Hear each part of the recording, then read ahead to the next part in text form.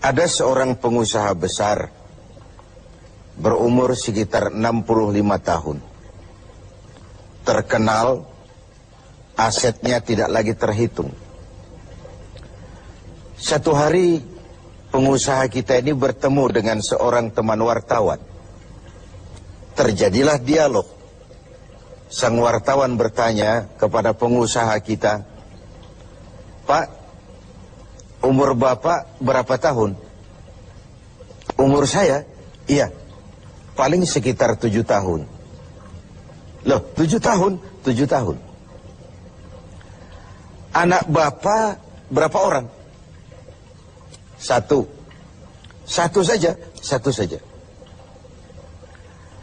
"Harta Bapak berapa banyak?" "Ya, paling sekitar 10 sampai 15 juta rupiah saja." Teman wartawan berkata, "Pak, kenapa Bapak berdusta? Bapak orang terkenal, pengusaha besar, punya biografi. Kami tahu umur Bapak 65 tahun. Kenapa Bapak bilang 7 tahun? Anak Bapak pun banyak. Kenapa cuma bilang 1? Harta Bapak, aset sudah tidak ternilai.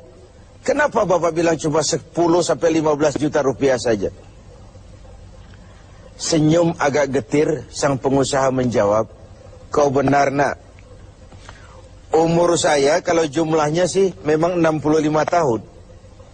Tapi dari 65 tahun umur saya itu, rasa-rasanya baru 7 tahun yang ada artinya di sisi Allah. Baru 7 tahun sujud saya benar. Baru 7 tahun saya laksanakan perintahnya, saya tinggalkan larangannya. Sisa umur yang lain habis kelabu warnanya, penuh dosa dan keingkaran. Saya katakan umur saya coba 7 tahun. Anak, kau juga tahu anak saya banyak. Tapi dari sekian banyak anak ini, rasanya cuma 1 yang akan jadi buah hati, belahan jantung, pelanjut cerita, penerus sejarah, anak soleh yang akan mendoakan orang tuanya. Yang lain susah diurus anak saya itu." "Oh gitu toh." "Iya." "Mengenai harta, Pak, kau juga benar. Harta saya, aset saya sudah sulit dihitung lah. Pabrik di mana-mana, di tiap bank hampir ada deposito saya. Tapi dari sekian banyak harta itu yang saya ingat, baru sekitar 10 sampai 15 juta yang saya belanjakan di jalan Allah. Saya sumbangkan masjid, saya bantu pesantren, saya bantu yatim piatu. Dan itu yang akan jadi milik saya yang sebenarnya. Yang akan saya bawa menghadap Allah. Saya bawa ke alam kubur. Yang lain akan jadi rebutan ahli waris sesudahnya." Jangan-jangan orang tua tadi adalah kita-kita ini. Jangan-jangan kita-kita ini adalah orang tua tadi. Tapi yang pasti, jangan sampailah kita seperti orang tua tadi itu. Dari sekian banyak umur yang diberikan, berapa yang punya nilai di sisi Allah? Dari sekian banyak anak titipan Allah kepada kita, berapa yang akan jadi anak soleh, buah hati, belahan jantung, pelanjut cerita, penerus sejarah? Dan dari sekian banyak harta kita, berapa yang sudah kita belanjakan di jalan Allah, yang artinya akan jadi milik kita yang sebenarnya? Banyak ketidakadilan yang terlepas dari pengadilan dunia. Sering orang-orang yang berbuat kebaikan tidak mendapat perlakuan yang pantas di dunia ini. Sering kehidupan jadi rancu. Yang benar dikhianati, pengkhianat dibenarkan. Yang tuntunan dijadikan tontonan, yang tontonan malah dijadikan tuntunan. Untunglah ada akhirat. Bukan sekedar melepas diri dari ketidakberadayaan kita menghadapi sistem. Tapi cermin bahwa tidak satu ketidakadilan yang bagaimanapun kecilnya yang terlepas dari pengadilan dunia akan terlepas juga di pengadilan akhirat nanti. Inilah keadilan. Karena itu pada jumpa kali ini saya ingin menyampaikan sebuah hadis tentang apa yang harus kita pertanggungjawabkan di hadapan Qadhi Rabbul Jalil nanti. Sebuah hadis menyatakan, "Lan tazula qadama 'abdin yaumal qiyamah hatta yus'ala an arba'i khisalin. Besok di hari kiamat tidak akan bergeser telapak kaki seorang hamba sebelum ia dimintakan tanggung jawab terlebih dahulu tentang 4 persoalan. Apa yang 4 itu? Pertama, an umrihi fima afnahu. Umur yang diberikan kepadanya akan dimintakan tanggung jawab kelak. Di mana umur itu dihabiskan? Diberikan umur 30 tahun ke 40 tahun, 50 sampai 70, 100 bahkan. Sejak kita akil balik sampai ajal datang merenggut nyawa, di mana umur itu dihabiskan? Kita sering main-main, padahal waktu berjalan terus. Kita sering lalai dan lupa, padahal malaikat maut tidak pernah lalai dan lupa. Seorang Nabi Yakub alaihissalam, seketika akan ajal, beliau menanyakan, kalau saya ajal kenapa tidak diberitahu lebih dahulu? Kata malaikat maut, sudah diberitahu. Loh, bagaimana caranya diberitahu? Perubahan yang terjadi pada fisik kita adalah pemberitahuan. Uban yang bertabur, mata yang mulai lamur, pendengaran yang mulai kabur, itu semua pemberitahuan agar kita mawas diri. Umur akan dimintakan pertanggungan jawab. Di mana umur itu dihabiskan? William Shakespeare memang pernah bilang, waktu hidup itu singkat. Tahu-tahu baru saja zuhur, tahu-tahu sudah asar. Baru saja asar, tahu-tahu sudah maghrib. Yang kemarin anak-anak, tahu-tahu sudah punya anak. Tahu-tahu, dan tahu-tahu. The time of life is short, kata Shakespeare. Waktu hidup itu singkat betul. Namun waktu yang singkat akan terasa ada manfaatnya kalau kita bisa memanfaatkannya dengan yang sebaik-baiknya.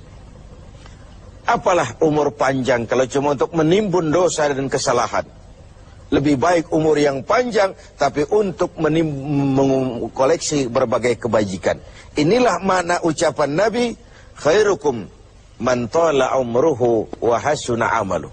Yang terbaik di antara kamu orang yang panjang umurnya dan banyak juga kebaikannya. Umur ini yang sering kita berleha-leha menghabiskannya untuk sesuatu yang tidak punya nilai, kelak akan dimintakan tanggung jawab di hadapan Allah Azza wa Jalla. Lalu yang kedua, wa an syababihi fima ablahu.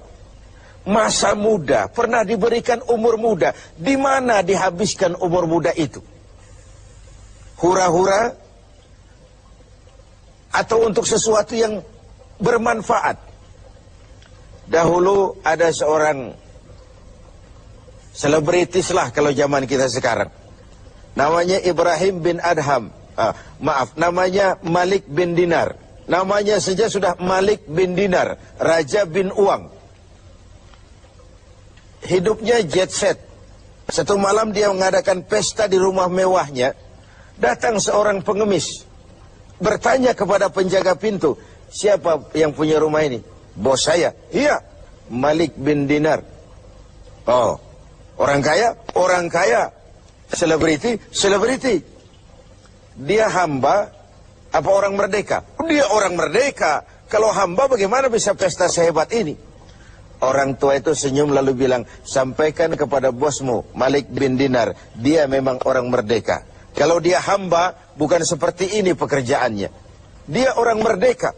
Dilarang tidak terlarang, dicegah pun tidak tercegah. Merdeka dia memperturutkan hawa nafsunya. Kalau dia hamba Allah, bukan begini pekerjaannya. Menghabiskan waktu untuk pesta, hura-hura, sesuatu yang tidak ada gunanya. Ini disampaikan kepada Malik bin Dinar, dia tercenung mendengar orang tua yang misterius itu. Malamnya dia bermimpi kiamat datang.